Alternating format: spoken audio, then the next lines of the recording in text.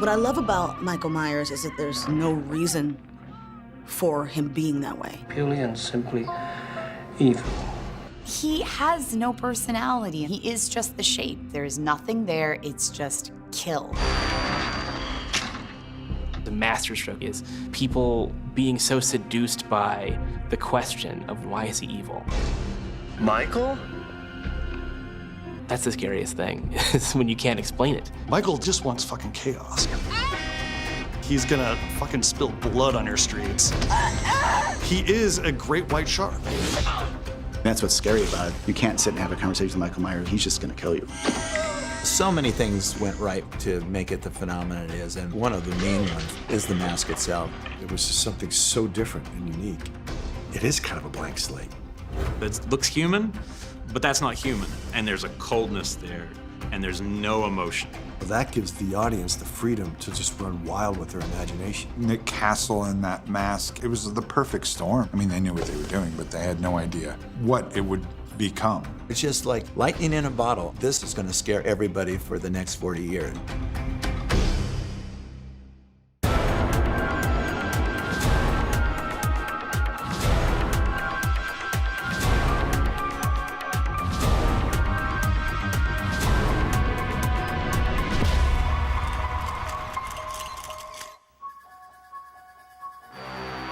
Halloween, in a sense, is about a cipher. I mean, the killer is nobody. He wears a mask, so he could be any of us. Hello? And a force of nature, as opposed to a human being. No reason, no conscience, no understanding, good or evil, right or wrong. And I think that's when people get the most frightened, if they think somebody in their family is a killer, or if I'm a killer. That's terrifying. Who is this? In 1978, when Halloween comes out, I don't think people realized that it was going to kickstart a whole decade's worth of horror movies. But the reason it worked was because it was simple. It's ultimately about a girl babysitting some kids and a guy who shows up to kill her. We don't have any deeper insight. It was terrifying. Michael Myers just one day snapped and killed his sister for no reason. And from that moment on is evil.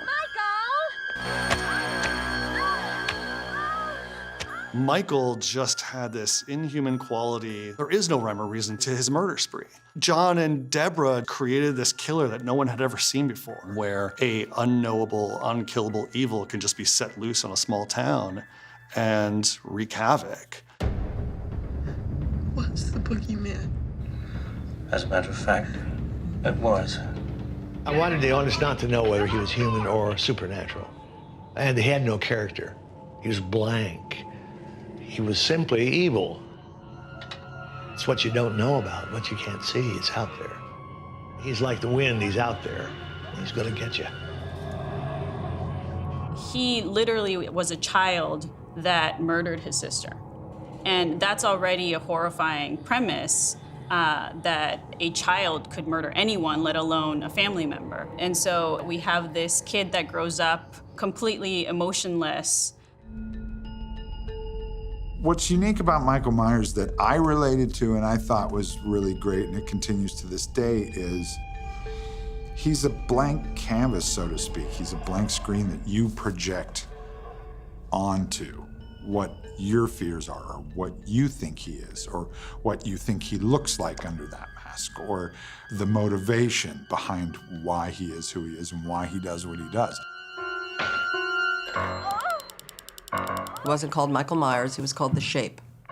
On the call sheet, it says The Shape, which is right away kind of an interesting insight, because there was something about that as more of an idea rather than a specific person. Michael Myers, if we think of him as the shape, he is not a personality. He is a killing machine. This complete and total psycho killer who cannot be controlled, cannot be stopped, cannot be reasoned with, does not matter who you are, how you are related to him, he will take you down. And that was our worst fear at the time. It's interesting to call him Michael Myers or The Shape. I always kind of think of Michael Myers as the person behind the mask. The Shape is the mask. The Shape is the character that you see in the distance, he kind of epitomizes Halloween. He is the boogeyman. The shape is kind of neat, I think, because it's so enigmatic, like the character. So I think that's more me. The shape, I think, would be my preferred name. Totally. I think his power is really summed up in that he is the shape in that first film. And we know and love Michael Myers as this icon, but he's not as scary as Michael Myers as he is as the shape, as just this force that you can't stop, that will somehow find a way to still be alive, even if you cut his head off. Burn him alive. Goodbye, Michael. The emptiness, the nothingness behind the mask. There's just an inverted Shatner for you, painted pasty white, and then there's a knife in your throat. Tommy Wallace, who found the Shatner mask, thought, yeah, this is good. I don't know who that is even. He didn't know it was Shatner. And took it to be the kind of everyman face. And then he did just very simple stuff. Get spooked by the damn thing. It's really weird. None of us were prepared for the effect when this innocent-looking mask got just those few touches done to it. As I recall, I did the hair first and probably didn't use much in the way of masking. That is, in fact, streaks and tips. Next, peel off these sideburns, peel off the eyebrows. It's so basic and simple, and that was what was the most horrifying thing about it, is it's just white, and there's no facial features to it whatsoever. Back in the day, I did the whole process from start to finish in about half an hour or 45 minutes tops. It's starting to get shape-like on us. The minute those sideburns go away, you start to see them. That mask is terrifying. And when it's done right, it can really stick in your brain. Starting to get that scare power that I like. All right, comes next, a little bit of masking. Let's put a shower cap on the dude. The original was Krylon Appliance White. It changes in every single shot. It's constantly morphing. And you saw it from different angles. You were never lingering on it long enough to have it burned into your brain that well. So it was always changing and always shifting, much like the boogeyman. We had, 4 weeks to shoot, and it had to last that long. We weren't thinking a minute past that. Certainly weren't thinking of the phenomenon that has grown up over this guy. Let's see, just a couple of little details I'd like to round around that hairline a little bit. Will primp and fuss and mess, but essentially, we're there. What I always found myself attracted to about Michael was the poise and the mask. If that mask wasn't captured at that time the way they did it, it would never do that again. And it's so iconic. And it really does embody what Michael was and became. Going back when you were making it, there was no way in hell that you could ever think we'd be sitting here doing this horseshit today, or you having to talk about it so much. My instinct is to kind of, keep it at arm's length, but it's amazing how this can take over. Everyone wants to know about it. Michael Myers. Michael Myers. Michael Myers. Michael Myers. Michael Myers. Michael Myers. Michael Myers. John and I met at film school in, 1967, 68, at the University of Southern California. So we would work on each other's movies, and John was starting his third film, which was to be Halloween, and it turned out that he was shooting a couple miles from my house. Then I said, what if I come to the set and just hang? I'm gonna be doing my own pictures soon, so it'd be good, just to be on the set of a real crew, kind of demystify the experience. And he went, okay, and I swear it was like in the same breath. He said, well, we need a guy for the killer, and you have to put on the mask, and all you have to do is walk around. What do you think? I went, oh, okay. So it was that offhand. There was no audition. I don't know if he had another idea for somebody else or what, but there I was, for the rest of the shoot, being the shape. The thing about Michael Myers, the way Nick Castle did it, is that he moves very slowly. He moves in a way that does not seem overly threatening, but at the same time is just unnatural enough where you're kind of put off by it. He's just kind of gliding around very evenly. You know, there's no bounce to his step. There's no puffing. There's none of that sort of overly aggressive kind of action. It's just movement in a very even, strange way. It was the first time that you were going to see me kind of head to toe walking. I went, hey, wait a minute, John, you know, this is the first time you're going to see, you know, how do you want me to do this, you know? And he just go over there and walk, for God's sake. You know, he's getting questions from about 300 people, and I come up going, what's my motivation? This stupid guy in a mask. I said, it's simple. Just be as simple as possible. Just walk. He's not acting, the shape is not acting like a monster. He's not acting like a human being, which is in itself slightly more creepy to me than if he came charging across the room. So whatever I did, and a lot of people like it, so that's good. I think that Nick Castle did a great job as the first Michael Myers because he had no idea what he was doing. It's also not easy to scare the hell out of your coworkers. And he did it so well because I think they let themselves get scared because they knew he's like, oh, Nick's such a nice, funny guy. And then when it turned, they were like truly horrified. The thing I love is that he was able to actually make it a character. He's just very effective. The reverence everybody has for Nick because he created this iconic character. And frankly, it wouldn't have been the same if someone else other than Nick had done it. I love the picture of him offset when they're not shooting, where he's got the Michael Myers mask on top. I was like, that's exactly every horror movie shoot I've either been on or a part of is like that, where the idea of you could feel how much fun they must have all been having on the set. I don't know, that must have been, what a cool spot. We didn't treat the mask as reverently as it's being treated now on the set, where, whoa, gotta take it off and put it over here. You could see some behind-the-scenes shots of me just kind of going around, holding it by the hair. The spray paint that Tommy Wallace sprayed it with never really dried. It always remains tacky because you're not supposed to spray rubber with spray paint. So it'll never, ever fully dry. So it collected dirt on places where you set it down or where you touched it. That's why the tip of the nose is dark. That's why under the chin is dark. That's why the lips gathered dirt just through the air, just by laying it down and it gets soiled. That's why it has all those marks. The universe of information the fans have in their head about who this character is and why the character does that, there's a lot for you not to know. And so that gives the audience the freedom to just run wild with their imagination. And I think that's one of the things that John and Nick and Deborah Hill accomplished really beautifully in 1978. I think what makes Michael Myers the icon that he is, well, first of all, he's got an annual appointment with all of us, you know? The name of the movie is Halloween. The name alone is gonna make you say, oh yeah. Michael Myers. Born October 19th, 1957.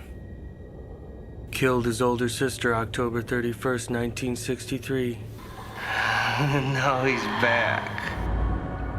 There were slashers and proto-slashers before him, but he really set the template and set the rules for slasher movies. And he kind of represented a new era in terms of horror villains. Michael Myers is the ultimate stalker. There was no remorse to his killing path. And it was always vicious, you know, wherever he did, whether it was strangling someone in the backseat of a station wagon to inhumanly stabbing someone in the gut and picking them up off the floor.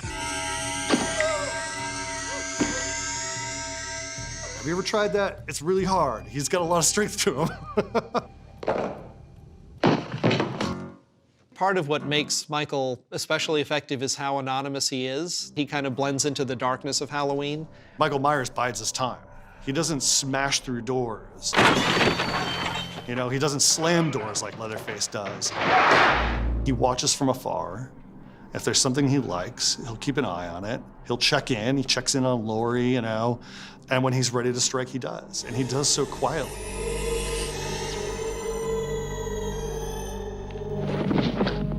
There's no jokes. There's no fun to be had with Michael Myers. Just a lot of scares and murder.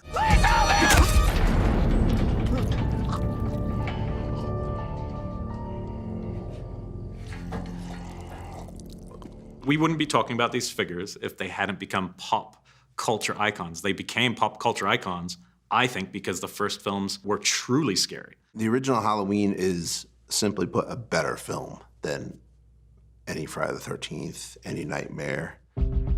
It's the only one where it's universally agreed that the original is the best. There was a contemporary story about real people who were experiencing something that was just freaking out of this world of frightening.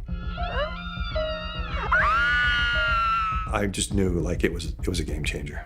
My favorite Halloween movie is Halloween. I mean, I know it's very typical to say that, but that film is so perfect. It made me feel something that I had never felt before. I watched the first Halloween when I was 12 or so. It's just that existing fear that everyone has that somebody may be around the corner. And I think what was so great about him was his simplicity in that way. And I think his appeal was immortal. They opened in 200 screens, then they moved to the Midwest, then they moved to the West Coast. It was almost like a platform kind of release. There was no internet, so the only way you would learn about these films was opening the Friday paper and seeing an ad for it. When Halloween first came out, it received terrible reviews all across the country. Everybody reviewed it as being a really awful exploitation horror movie. Please help me! Oh! Oh! So I sort of wrote Halloween off until it was re-reviewed by the Village Voice, and it kind of, a new wave of reviews said it was good again. There is a difference between movies which are violent but entertaining and movies that are gruesome and despicable. There is a difference between a horror movie and a freak show. And a good example of that is the fact that both of us gave favorable reviews to a very scary 1978 horror film named Halloween. Halloween was this word-of-mouth sensation. It was this huge independent success story. They weren't even thinking sequel. The most successful independent production in history. Give us an idea what that means. The movie cost $300,000 to make, and it made $70 million. They had this great idea for the first one, and then immediately John Carpenter wanted to do something completely different. You know, he didn't want to have anything to do with Michael Myers. They made him do another Michael Myers movie. I didn't want to direct it. I got forced into writing it, and look, it was 2 o'clock in the morning. I had a 6-pack of beer. It was the only idea I could think of. That Strode girl, that's Michael Myers' sister. She was born 2 years before he was committed. 2 years after, his parents died and she was adopted by the Strodes. John and Deborah created the kind of sibling thing. I thought that was interesting because it was like, oh, not only is Michael a young killer who stabbed his sister to death, but now he's got another sister. When you add that piece of information coming in part 2 to part 1, it suddenly changes. It's a family vendetta. There was something driving him, and it was like this family connection to Laurie Strode. And you're like, why does he want to kill her so bad? And what happened to the parents? Where, like, you know, what kind of abusive situation in his childhood created this monster? And where does that bleed over into his family relationships and then his homicidal future? Michael, stop!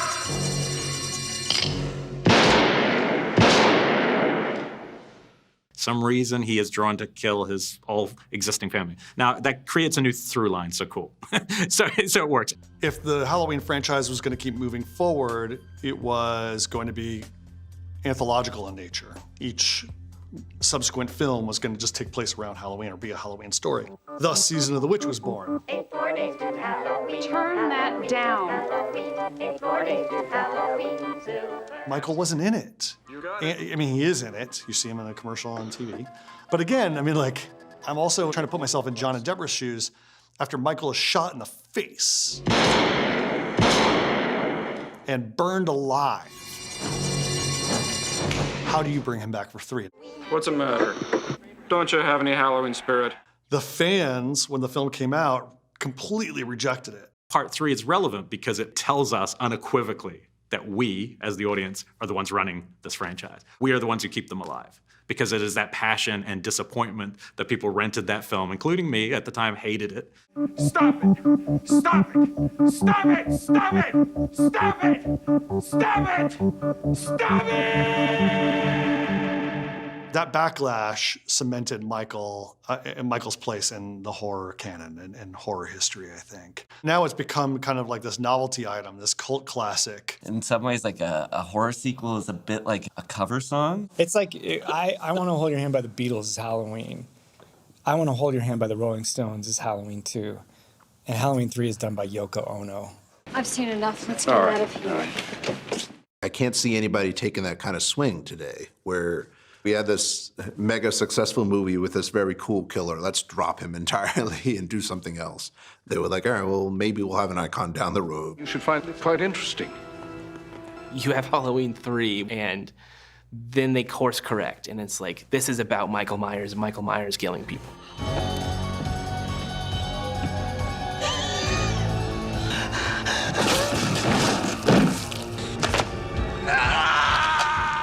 When Halloween 4 came out, you remember the fanfare that came out behind that? Like, Michael's face is right on the poster, you know, it's like, Michael's back.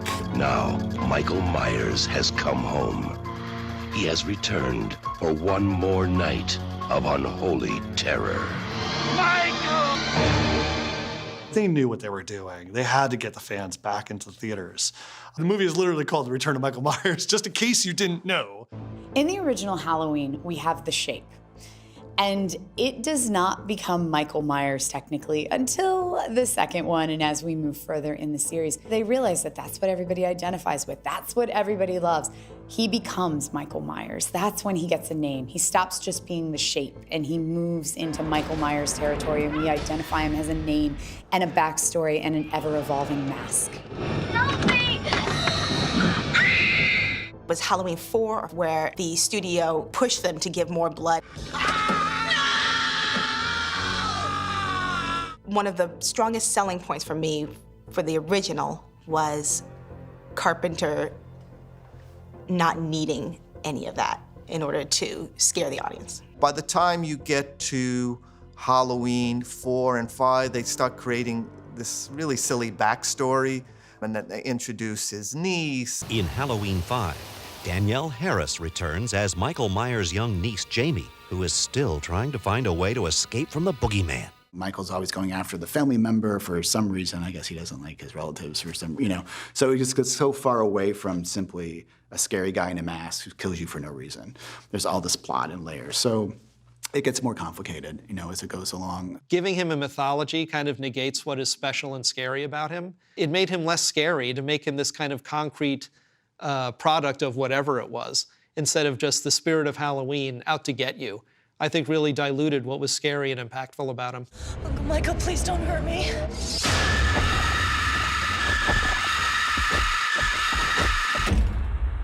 I love Halloween 6. For years, I've been convinced there must be some reason, some method behind Michael's madness. I know that the rules are that you're not supposed to explain the monster. I get it. Lovecraft said it, Stephen King said it, I totally get it. I don't care.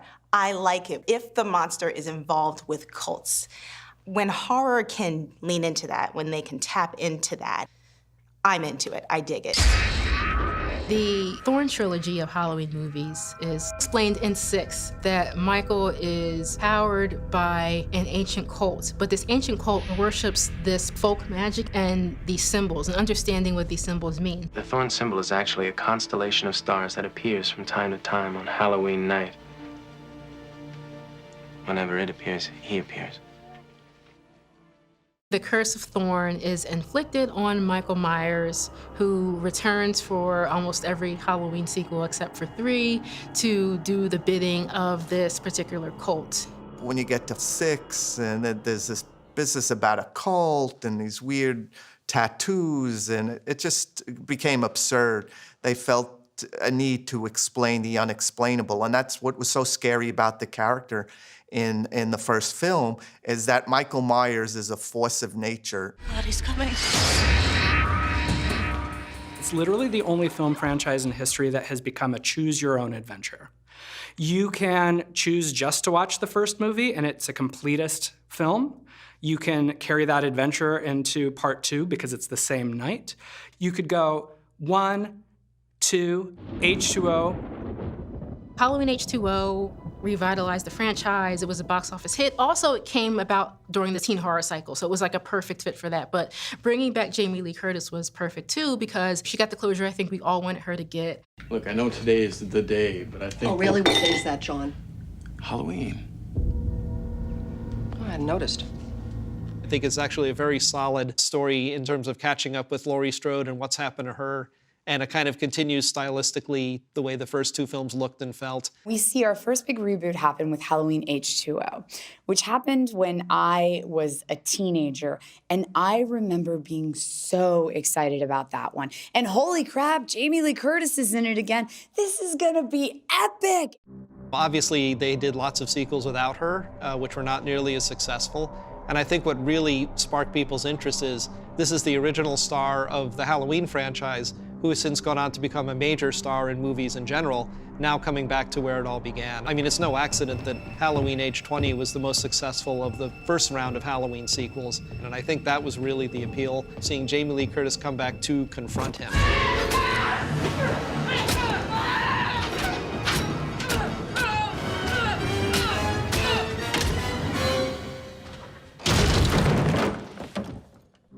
I said, let's make a movie where she makes a moment's choice.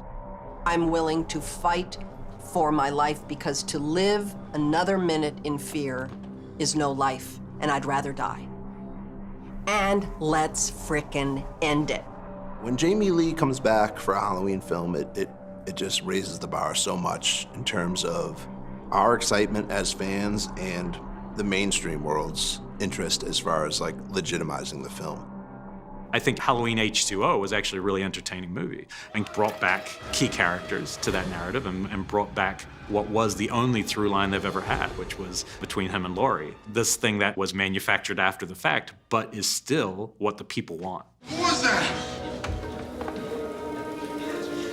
My brother. They're like the horror genre's Joker and Batman. They only seem to exist in front of each other, which is why watching the 2 of them is so fascinating. Michael.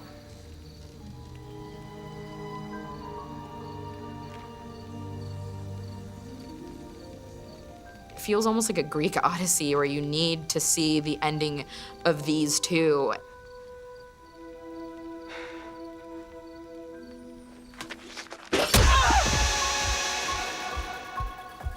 That head roll at the end, like that was, everyone was like, what? Like, you know, it was just like, oh, they have a tender moment. Holy shit, what happened?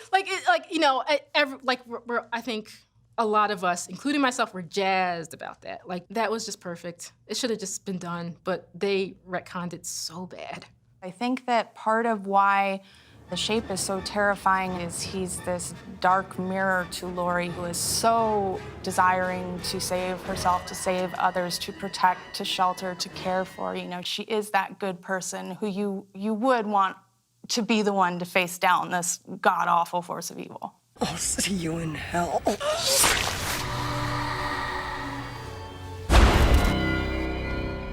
When Michael Myers has to fight Busta Rhymes, the series just went completely out the windows.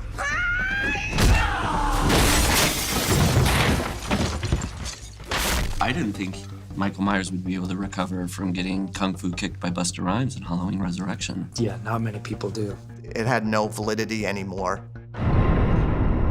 I think the lowest of the lows for us was the zombie remakes of the Halloween movies. It's definitely Rob Zombie's Halloween, for sure. This is post 9/11. This is around the time of Hostel, if not post-Hostel, so people were accustomed to Rob Zombie's meanness. 15 sharing. Those films are distinctly Rob Zombie. The second one more than the first one, to be honest, because it's Rob unplugged. If you like Michael Myers as a more grittier character, perfect. But most people don't. I think most people, again, are still really precious about that original concept. As a kid, I was so scared because you could not explain who this guy was in terms of why he was doing those things. With Zombies thing, it was kind of like all focused around an origin story, so it doesn't feel threatening. It's hard for me to kind of stay along for the ride because, you know, I'm not about to throw any kind of shade or judgment on it, but it's just, there was no continuum. A part of the uniqueness of Rob Zombie's Halloween films is that Michael Myers actually talks. Mostly as a kid, but you do hear him speak. I like the mask because it hides my face. I don't like you to hide your face. Take it off. It hides my ugliness. I think people just were like, oh, there's a new reiteration of Halloween. I want to see it. I want to see what it's all about. Those Halloween remakes were a commercial success because people just loved the franchise and wanted to revisit it and to see what else could be done with it. When we look at the first Halloween, it is absolutely terrifying because we have no idea what's going on. We have no idea what the shape is. But that's not how horror icons are made. All of our horror icons are made over film after film after film. And so by the time we get later on in the Halloween franchise, we lose a lot of kind of what made the original so mysterious. But at the same time, we gain this horror personality. We gain the Michael Myers that we know and that we love. What the fuck is this man? Austin Powers. Doc said Michael Myers. This is Mike Myers. It should be the Halloween man. This is a Halloween mask. No, the killer dude from Halloween. Oh, you mean Jason? No! The reason that these characters become icons is because we grow up with them and they become a part of ourselves and our own psychology as to how we see the world. Look at it this way. I'm scared of Michael Myers from the Halloween movies. But if there was a room of people that supported Michael Myers, I'd be way more afraid of those people. A big reason the characters endure the way they do is because you do fall in love with them as much as you fear them. Oh my God! Did she just say that George P. Wilbur was Tom Tucker's stage name? Who the hell is George P. Wilbur? That's the guy who played Michael Myers in Halloween 4, the greatest movie of all time. They do, in a really weird way, start to feel like family in a certain sense. They have become such a core part of your life, of your upbringing. I gotta put your knife so I could cut your body. I will slash everybody so Laurie Strode you're through. Absolutely. I mean, if you think about nightmares, you think of Freddy. You know, you think about going camping, you think of Jason. You think of Halloween, you think of Michael Myers. Look at that, huh? Fuck you, I'm Kenny Powers. You like Michael Myers.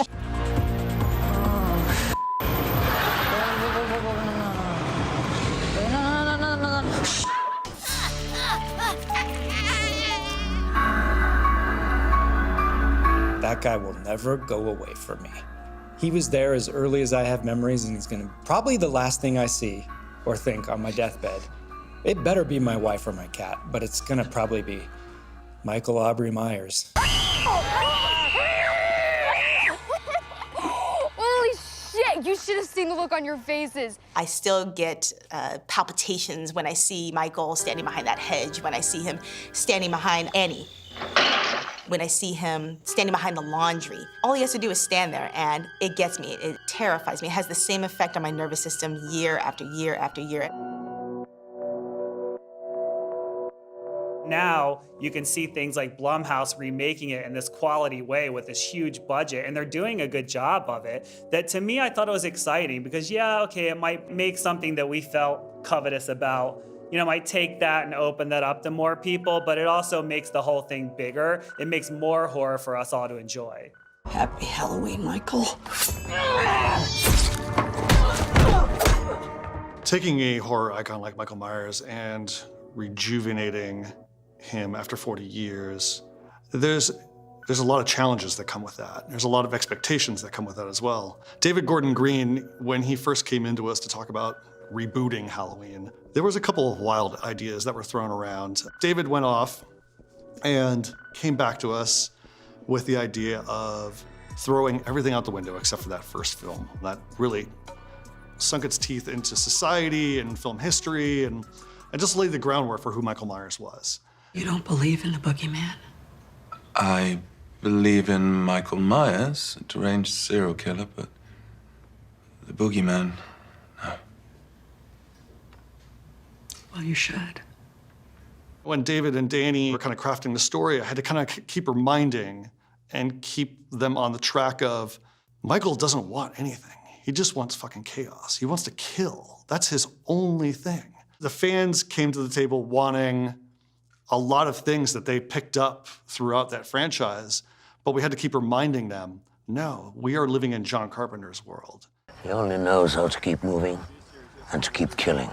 And he will kill again unless he's captured. It was taking something that we have a great nostalgia for in John Carpenter's film and taking it very seriously, having a ton of fun, and figuring out how to involve Carpenter, how to involve Jamie Lee Curtis, and how to utilize the tools that that original film taught us to make the film necessary, because otherwise why do it? Let's go make the sequel to the first film that never happened. This is tactical. He waited for this night. He's waited for me. I've waited for him. And they really tried to figure out, how do we get back to what made the shape so freaking terrifying that we want to keep seeing it, that we wanted it to stay with us for decades? That's indicative of how iconic the character was. To me, embodying a character like this that has such universal appeal, there's something grander than just a physical experience that happens. Say something.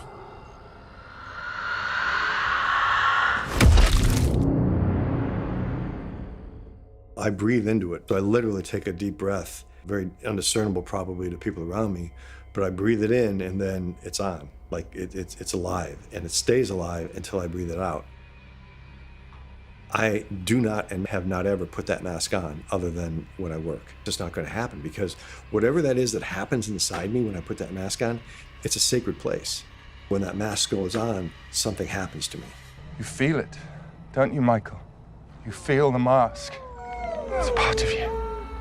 I ran into Ryan Turek at a function. He told me that they were looking like they were possibly going to be doing Halloween, and I said, I have to do that because I'm the biggest Halloween fan in the world, and I dare you to find somebody else. Everyone says that. I got the call, and I was the guy, and I hung up the phone, and I was elated. And then about 10 minutes later, I went, oh no, I have to come up with this mask. Chris co-created this character with me because he created the mask. You know, when you're fighting or doing really complex movement, and as disciplined as I try to be, Chris was always there to remind me to maintain that physical presence in a space that was complementary to the mask and to the costume and to everything around me.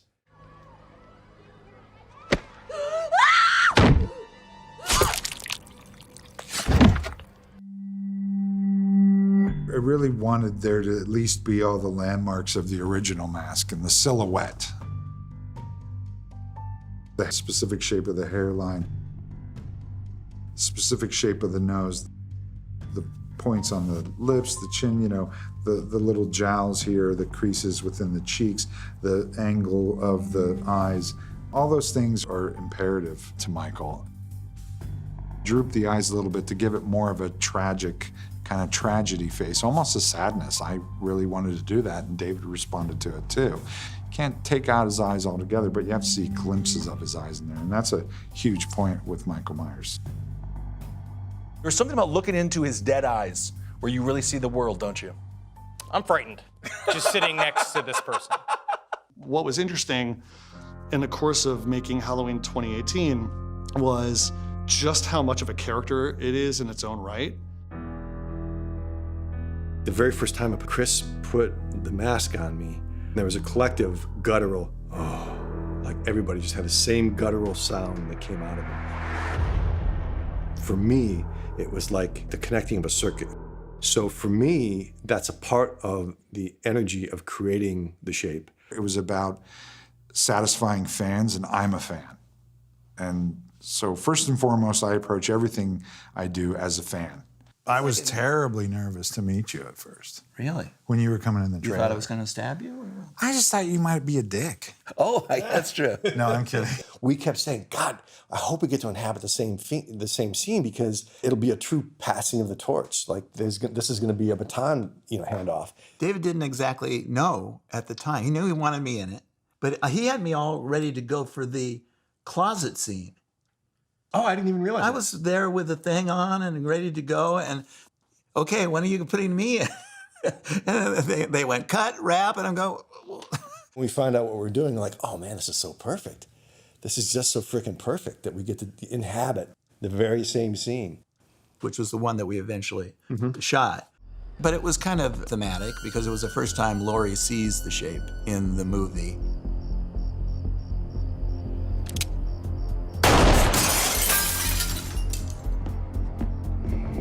Michael! I did go back to the set of Halloween Kills, which was fantastic, you know, coming back in triumph too, because 2018 was a big hit. It wasn't until after the film came out and we kind of had a larger conversation about what are we gonna do. David came up with those titles, you know, like Halloween Kills and Halloween Ends. I was just like, I like where your brain's going, man. Michael takes on a whole nother shape that represents something very thematic, which is really cool. He kills.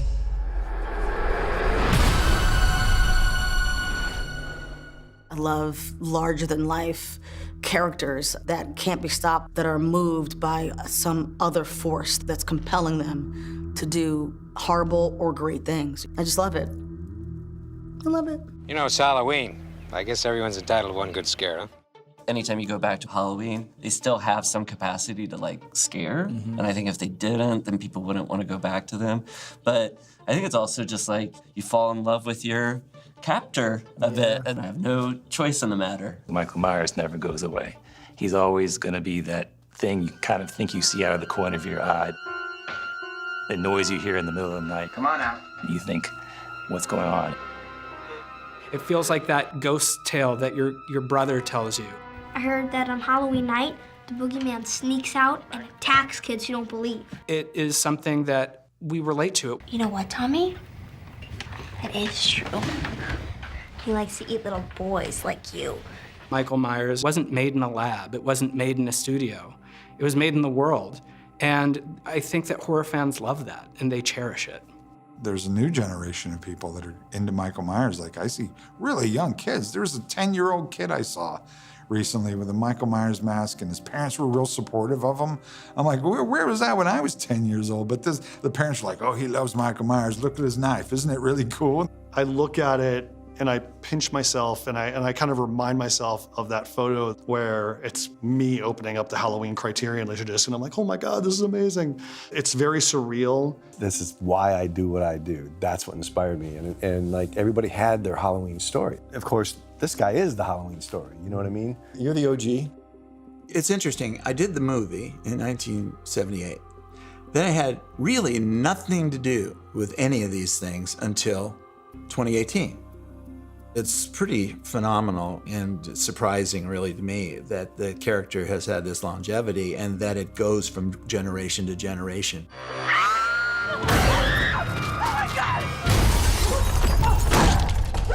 It's a kismet, you know, I guess. You know, it's just like lightning in a bottle. It's John's ability and a good script by him and Deborah and Jamie. And it was just wonderful in it. And the mask is just, how do you dial that in? How you dial that up, you know, go, I want this kind of mask that's gonna scare everybody for the next 40 years. It just doesn't happen. You gotta be fortunate, lucky, and talented at the same time. My idea was that we should never make a sequel to the original Halloween.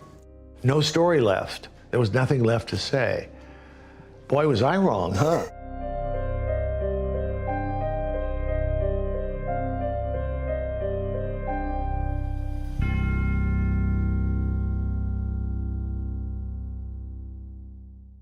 One, two, three, four. 4. So you'll have the record. I'll have the record. Which you deserve, man. I mean, you know, you deserve it. You're the OG. Unless you kill me before they shoot. Which could happen. Stranger things have happened, my friend. You know, I saw a picture recently of you guys sitting with all the people that played the shape over the years. And I was really upset that I wasn't invited into that picture. Because I played the shape in a shot. 2 shots, actually. Which shots? Where he gets his hand blown off. And then there was one other shot that's where she's in the car. I'm a lot doughier than this guy. I'm like the doughy Michael Myers. You're the wrong shape. Well, we were always the wrong. Yeah, shape. so, you know, we were man- joking that if they showed me in the Halloween theme would be played through a tuba every time I'm on camera.